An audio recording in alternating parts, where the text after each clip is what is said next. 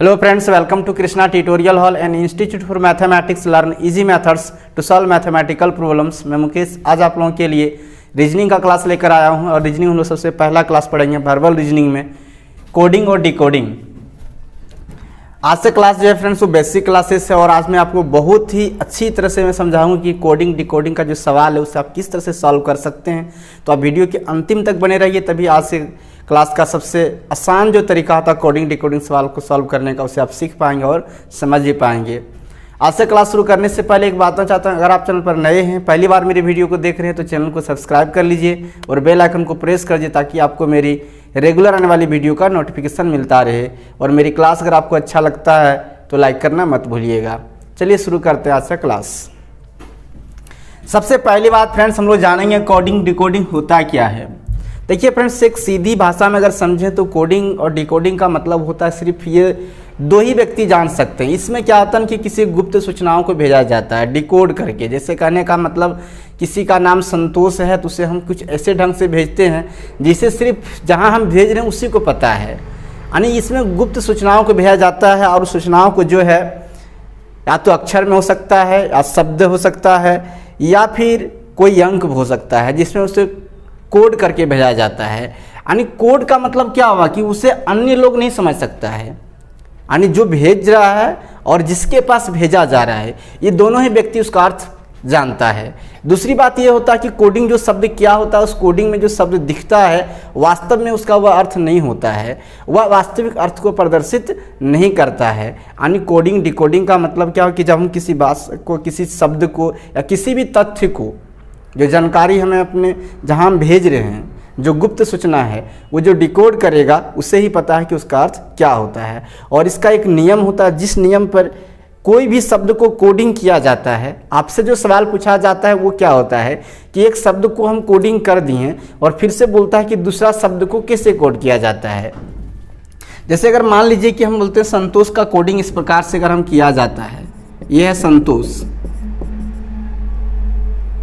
और इसका कोडिंग जो है ऐसे हो गया, एस को हम टी लिख दिए, बी लिख दिए, एन ओ लिख दिए, टी का यू लिख दिए, ओ का पी लिख दिए और एस एच लिखें और आई इस तरह। यानी प्रति अक्षर को हम बढ़ा दिए, S T A B M N O T U O P S, sorry S के बाद टी होगा यहाँ पे और एच आई। तो इस प्रकार से हम लिखें तो क्या हुआ कि ये जो वास्तविक, ये देखिए ये अर्थविहीन शब्द है। यानी किसी भी शब्द को अगर कोडिंग किया जाता है तो वह एक अर्थविहीन शब्द बन जाता है, इसका कोई अर्थ नहीं रहता। यानी ये जो दिख रहा है ये वास्तव में नहीं है। अगर इसको डिकोड किया जाएगा तो क्या बनेगा, संतोष बनेगा। तो कहने का मतलब है कि इस शब्द को, संतोष को अगर इस प्रकार से कोडिंग किया गया है तो आपसे सवाल क्या पूछा जाता है, क्या मान लीजिए दे दिया राजेश, बोला राजेश का कोड क्या होगा, इसको कोडिंग कीजिए, तो आपसे सवाल इसी ढंग से पूछा जाता है। तो कोडिंग और डिकोडिंग का मतलब क्या होता है फ्रेंड्स, पहले इस बात को समझिए। दोनों का डिफिनेशन थोड़ा हम जान लेते हैं, फिर हम ये बताएंगे कि इसको सॉल्व करने के लिए क्या क्या तरीके हैं, कि क्या आपको याद रखना होगा जिससे आप इसे आसानी से सॉल्व कर लेंगे। देखिए सबसे पहला है कोडिंग और है दूसरा डिकोडिंग।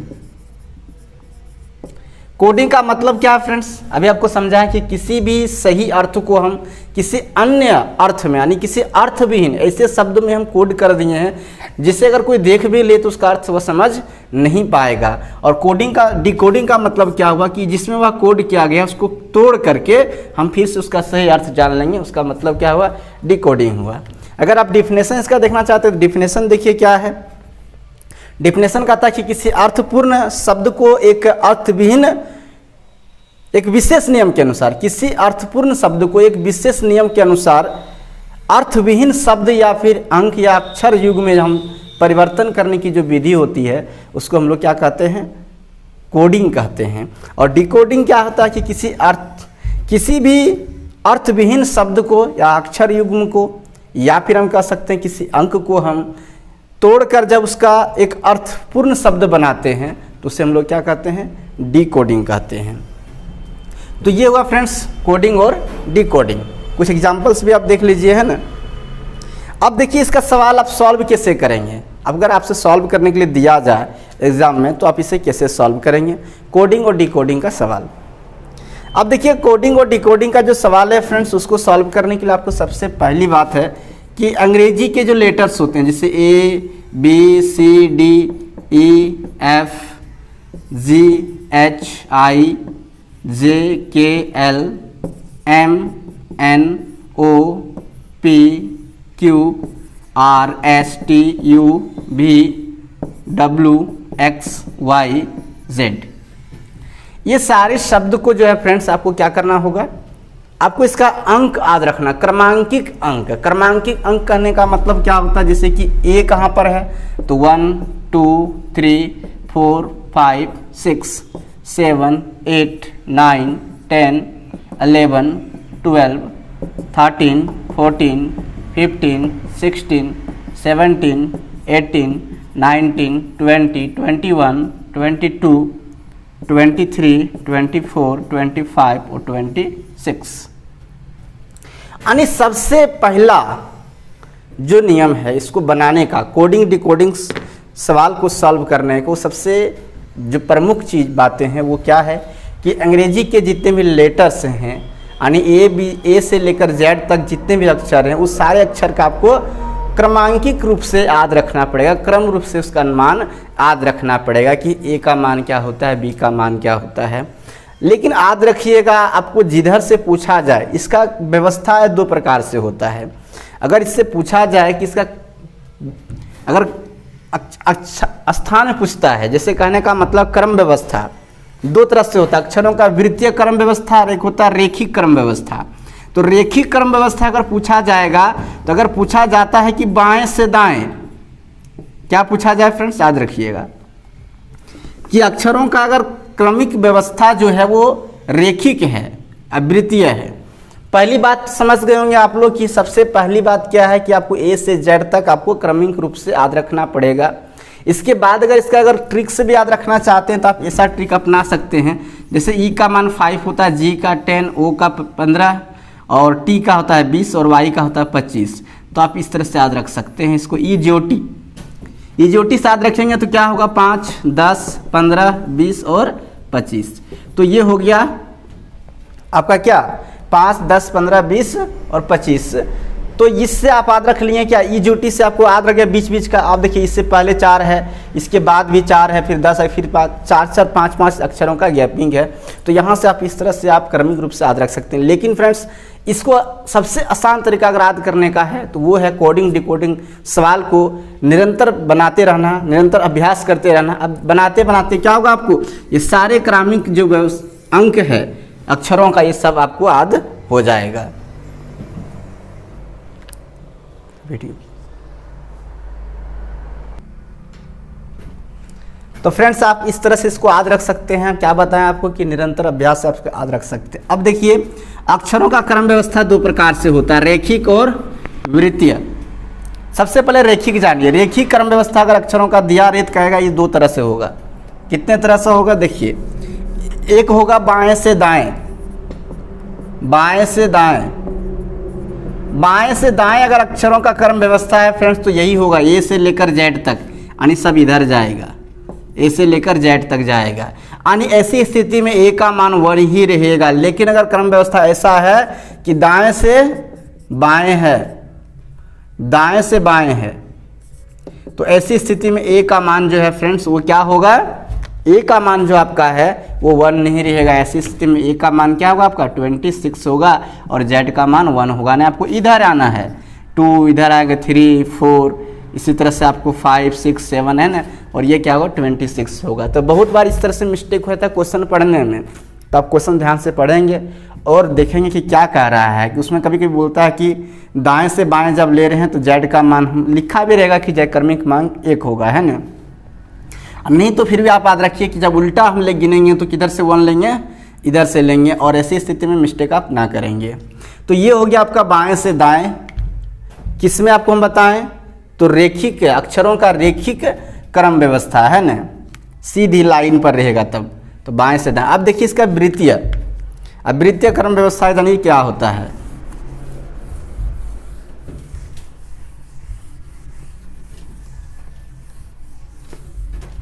अक्षरों का वृत्तीय क्रम व्यवस्था,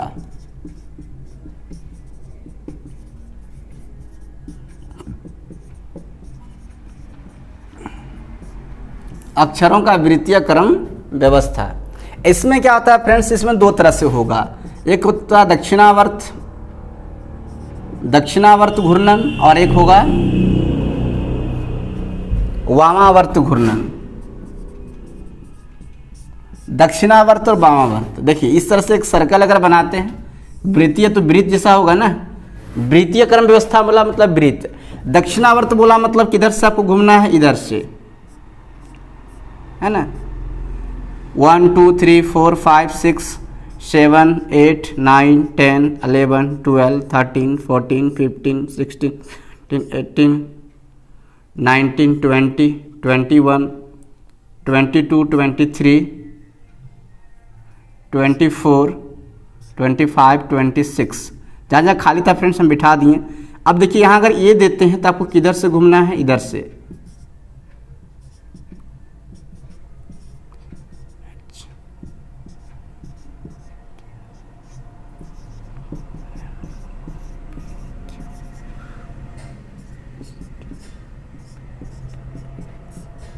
जेड, तो ये हो गया फ्रेंड्स दक्षिणावर्त यानी दाएं से। वामावर्त बोलेगा तो यही काम करना है, लेकिन इसमें आना किधर से है फ्रेंड्स आपको, तो बाएं से, बाएं तरफ से आपको घूमना है। और इसमें क्या होगा,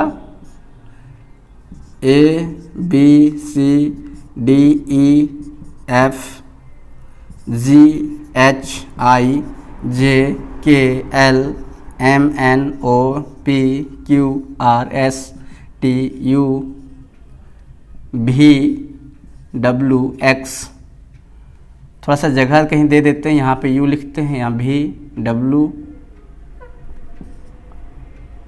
X Y और यहाँ Z।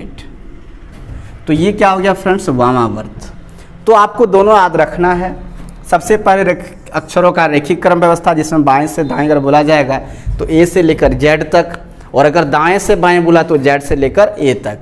हम दोनों में आपको क्या बताएं फ्रेंड्स कि उसमें क्या होगा, आपका A से लेकर Z तक में A 1 स्थान पर रहेगा, और अगर दाएं से बाएं कहा जाए तो Z 1 होगा और ये होगा 26। दक्षिणावर्त में कि जब घूर्णन करेगा तो इधर से होगा A से B Z तक, और वामावर्त घूर्णन करेगा तो इधर से होगा। इसके अलावा जो है फ्रेंड्स आपको याद रखना होगा इसका विपरीत अक्षर। विपरीत अक्षर जो है फ्रेंड्स, उससे अगर आप नहीं भी रट्टा मारते हैं, मगर याद नहीं भी करते हैं, तो फिर भी आप उसके बहुत आसानी से याद रख सकते हैं। उसके लिए मैं बहुत आसान सा ट्रिक आपको भी बताने जा रहा हूँ। ये बात आप समझ गए होंगे फ्रेंड्स कि दक्षिणावर्त घूर्णन और वामावर्त घूर्णन क्या होगा। सीधी सी बात, दक्षिणावर्त मतलब दाहिने तरफ से और बाएं तरफ से, है ना, ABCD लिखा हुआ रहेगा क्रम व्यवस्था में, और बाएं से दाएं, बायां से दाएं और दाएं से बाएं, A से लेकर Z तक, Z से लेकर A तक। आइए हम जानते हैं अक्षरों का विपरीत अक्षर आप किससे याद रखते हैं।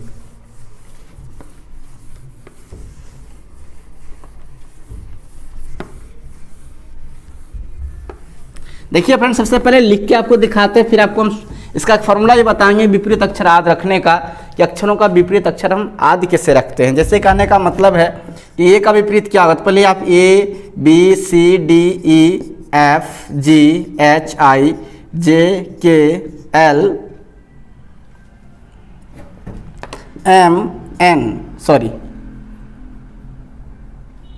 M तक लिखिए। देखिए 1 2 3 4 5 6 7 8 9 10 11 12 13, टोटल जो लेटर है फ्रेंड्स वो 26 है। तो 13 तक जब आप लिखें तो आप यहाँ से नीचे से लिखना शुरू करिए, M N O P Q R S T U V W X Y Z।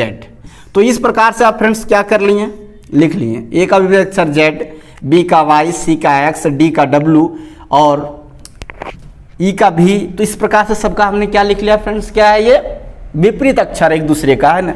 अब देखिए अगर आपको याद नहीं है और आप निकालना चाहते हैं कि A का विपरीत अक्षर क्या होगा, तो वैसी स्थिति में आपको क्रमिक मान याद रखना है। 1 2 3 4 5 6 7 8 9 10 11 12 13 14 15 16 17 18 19 20 21 22 23 24 25 26। तो ये लेटर का क्या है फ्रेंड्स, क्रमिक व्यवस्था है। क्रमिक अंक है कि A का अंक जो है 1 है, B का 2 है। तो अगर आपको क्रमिक मान अगर आद है, क्रमांकिक है ना, क्रम के अनुसार आपको अंक अगर पता है कि 1 2 3 4 करके, तो आपको अगर विपरीत अक्षर पूछता है, जैसे हमने बोल दिया कि बोलिए कि b का विपरीत क्या होगा, तो b का कितना मान है फ्रेंड्स, 2 है। आपको करना क्या है कि 27 में आपको 2 घटा दीजिए तो कितना आएगा 25, और 25 पे कौन सा लेटर आता है, y आता है। इसका मतलब b का क्या है, y है। देखिए ऐसे भी है। अगर आपसे पूछ लेता है कि j का मान बताइए, तो j का क्या होता है 10, तो 27 में 10 को माइनस कीजिए तो आ जाएगा कितना 17, और 17 पे क्या होता है, आपको पता है कि o जो है 15 है, e जो t वो है 15, तो o p q r, r 18 है, p है 17 और ये 16 है, यानी 17 पे क्या है q है। तो देखिए j कहाँ पे है, देखिए j का q है क्या नहीं। तो क्या करना है फ्रेंड्स, आप ध्यान से बात को सुन लीजिए, जिसका भी अक्षर पूछा जाए उसका क्रमिक अंक जो है, क्रमांकिक अंक कितना क्रम पर वो आता है, उसको क्या करना है आपको, क्रमांकिक मान को जो है 27 में घटाइए, जो आता है शेष उसमें जो लेटर आता है वही उसका विपरीत अक्षर होगा। जैसे हम पूछते हैं कि बताइए k का क्या होगा, तो k का क्रमांकिक मान कितना होता है 11, आप 27 में 11 आप घटा दीजिए, तो 27 में 11 घटाएंगे तो कितना बचेगा 16, और 16 पे कौन सा लेटर आता है, p आता है। इसका मतलब k का विपरीत अक्षर क्या होगा, p होगा।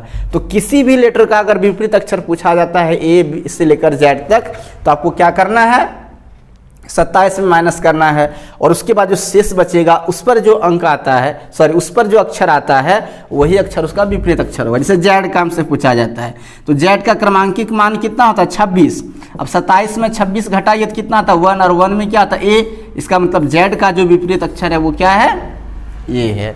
तो फ्रेंड्स इस प्रकार से आप क्या कर सकते हैं, उसे उसका क्रमांकिक मान को विपरीत अक्षर को याद रख सकते हैं कि a का विपरीत क्या होगा, b का क्या होगा, किसी भी अक्षर का a से लेकर z तक का आप इस फॉर्मूला से निकाल सकते हैं 27 में उसका क्रमांकिक मान को माइनस करके।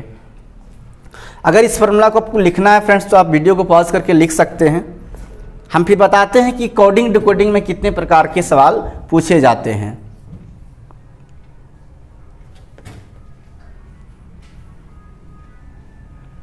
चलिए फ्रेंड्स, आपने इसे लिख लिया होगा, दिखाते हैं आप इसमें कितने टाइप के सवाल पूछे जाते हैं, उसे देखिएगा।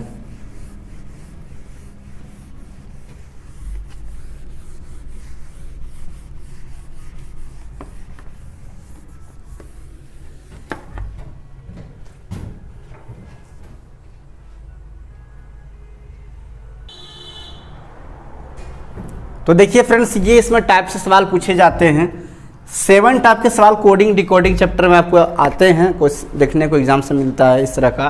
टाइप 1 जो है अक्षर कोडिंग है। अक्षर कोडिंग फ्रेंड्स कहने का मतलब जो अभी हमको दिखाया अभी हम आपको कि अक्षर का जो क्रमांकिक मान है याद रखना है, फिर उस पर आपको कैसे कोडिंग, जो मैंने पहली बार जो बात बताया फ्रेंड्स स्टार्टिंग में वही बात याद रखिएगा कि यहाँ आपको कोई डिकोड करने के लिए नहीं कहा जाता है, आपको यहाँ पे कोड करने के लिए कहा जाएगा या फिर डिकोड करने के लिए कहा जाएगा। तो एक को डिकोड किया जाएगा तो दूसरे को उस आधार पर डिकोड करने के लिए कहा जाएगा। तो यहाँ पे कोडिंग करने के लिए कहा जाएगा, कोई अक्षर कोड कर दिया गया है, फिर आपको बोला कि उसको अक्षर में ही कोडिंग कीजिए, उसी आधार पर आपको कोड करना होगा। तो ये हो गया अक्षर कोडिंग। हम बताए थे कि इसमें अक्षर भी हो सकता है, शब्द भी हो सकता है, अंक भी हो सकता है। तो दूसरा है संख्या, यानी संख्या कोडिंग, यानी किसी का नाम को अंकों में कोड कर दिया गया है, किसी बात को अंकों में कोड कर दिया गया है संख्या में, तो आपको उस आधार पर दूसरे शब्द को क्या कहेगा, कोड करने के लिए कहा जाएगा। तो इसे उसको हम लोग क्या कहते हैं, संख्या कोडिंग कहते हैं। शब्द प्रतिस्थापन कोडिंग, आपने इस तरह का सवाल सुना होगा फ्रेंड्स कि शब्द प्रतिस्थापन कोडिंग क्या होता है। प्रतिस्थापन कहने का मतलब क्या, जैसे कहा देता है किसी में कहता है ना कि हवा को पानी कहा जाता है, पानी को आकाश कहा जाता है, तो इसको हम लोग क्या कहते हैं, शब्द प्रतिस्थापन। प्रतिस्थापन का मतलब क्या होता है कि एक शब्द को किसी दूसरे शब्दों में क्या कर रहे हैं, प्रतिस्थापित कर रहे हैं। तो वहाँ पे इजी है थोड़ा ये सवाल, क्योंकि वहाँ पे आपको सिर्फ ध्यान ये रखना रहता है कि किस सवाल को, किस शब्द को किससे प्रतिस्थापित किया गया है। जैसे कि आपको पूछ दिया सवाल इस तरह से कि हवा को पानी कहते हैं, पानी को आकाश कहते हैं, और आकाश को अगर हम बादल कहते हैं तो चिड़िया कहाँ उड़ेगी। तो सीधा सी बात है, चिड़िया आकाश में उड़ती है और आकाश को हम लोग कहते हैं क्या फ्रेंड्स, बादल कहते हैं, इसका मतलब बादल में उड़ेगी, है ना। तो उसको हम लोग कहते हैं शब्द प्रतिस्थापन। मिश्रित कोडिंग, मिश्रित कोडिंग में क्या होता है फ्रेंड्स कि इसमें आपको कोई भी जो है डिकोड शब्द जो है किसी 2-4 सेंटेंस के लिए दे दिया जाता है। जब हम लोग पढ़ेंगे तब वहाँ दिखाएंगे किस प्रकार से, और उसमें से किसी एक अक्षर का पूछता है कि कोड क्या होगा, एक शब्द का कोड क्या होगा, वो पूछा जाता है।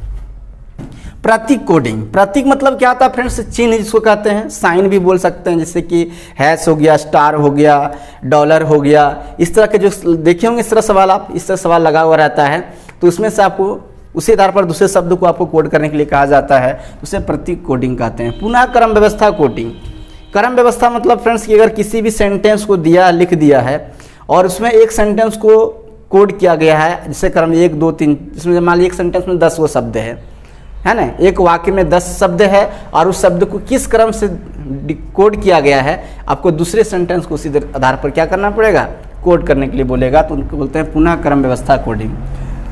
शर्तानुसार कोडिंग, शर्तानुसार मतलब क्या होता है फ्रेंड्स कि इसमें पहले ही एक शर्त दे रखा है और उसके आधार पर 2-3 सवाल दे रखे होते हैं कि इसके आधार पर आपको इसको क्या करना है, इसको कोड करना है, तो उसको हम लोग कहते हैं शर्तानुसार कोडिंग।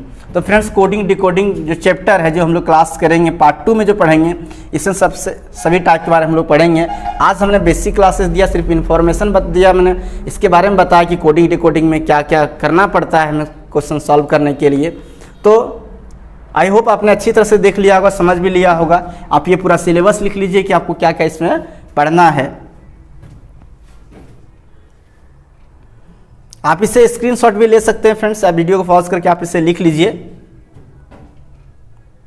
तो फ्रेंड्स आपको जो जो चीज़ मैंने बताया है वो सब आप याद रखिएगा। अब मिलेंगे फिर पार्ट 2 में हम सारा इस क्वेश्चंस को लेकर सारे टॉपिक के type 1, type 2, type 3, type 7 type के सवाल जो इसमें होंगे फ्रेंड्स, तो सारे सवाल आपको हम सॉल्व करवाएंगे। लेकिन आपको मैंने जो बताया है कि अक्षरों का जो क्रमांकिक मान होता है, ए से लेकर जेड तक 1 2 3 4 करके, इसको आपको पूर्ण तरह से याद रख लेना है, तभी आप कोडिंग डिकोडिंग के सवाल को आसानी से सॉल्व कर पाएंगे। उसके बाद विपरीत अक्षर को याद रख लेंगे और ध्यान देंगे कि अक्षरों का अगर क्रमिक व्यवस्था होता है, रेखिक व्यवस्था होता है, अगर बाएं से दाएं कहा जाता है तो ए का मान 1 होगा, जेड का मान 26 होगा, और अगर दाएं से बाएं अगर लिखा जाता है तो जेड का मान 1 होगा और ए का मान 26 होगा। अगर अक्षरों का वृत्तीय व्यवस्था है, क्रम व्यवस्था है, तो दक्षिणावर्त घूर्णन करेगा, यानी घड़ी की सुई की दिशा में, बामावर्त बोलेगा तो विपरीत दिशा में, है ना। तो ये सारी बातें आपको याद रखना। लेकिन ज़्यादा इंपॉर्टेंट जो है फ्रेंड्स वो ये है कि अक्षरों का क्रमांकिक मान और विपरीत अक्षर। विपरीत अक्षर का तो मैंने बहुत आसान सा ट्रिक आपको दिया कि 27 में जिसका भी पिछला क्रमांकिक मान घटाइए, जो शेष बचता है उसमें जो लेटर होता है, जो अक्षर होता है, वही उसका विपरीत अक्षर होगा। तो आइए फ्रेंड्स आप ये सीखने के लिए कोशिश करेंगे और आज आप याद कर लेंगे इस पार्ट को देखने के बाद क्रमांकिक मान। मिलेंगे फिर पार्ट 2 में हम इस सारे टॉपिक को लेकर, वहाँ सॉल्व करके दिखाएंगे कि किस प्रकार से क्वेश्चन से पूछे जाते हैं और कैसे कैसे सॉल्व किया जाता है। तो चलिए फ्रेंड्स आज का क्लास हम यहीं ख़त्म करते हैं। आज का क्लास आपको कैसा लगा है कमेंट करके जरूर बताइएगा। अच्छा लगा है तो लाइक कीजिए, ज़्यादा से ज़्यादा शेयर कीजिए और नए हैं तो चैनल को सब्सक्राइब कर लीजिए। चलिए मिलते हैं फिर नेक्स्ट क्लास में, तब तक के लिए आप सबको थैंक यू।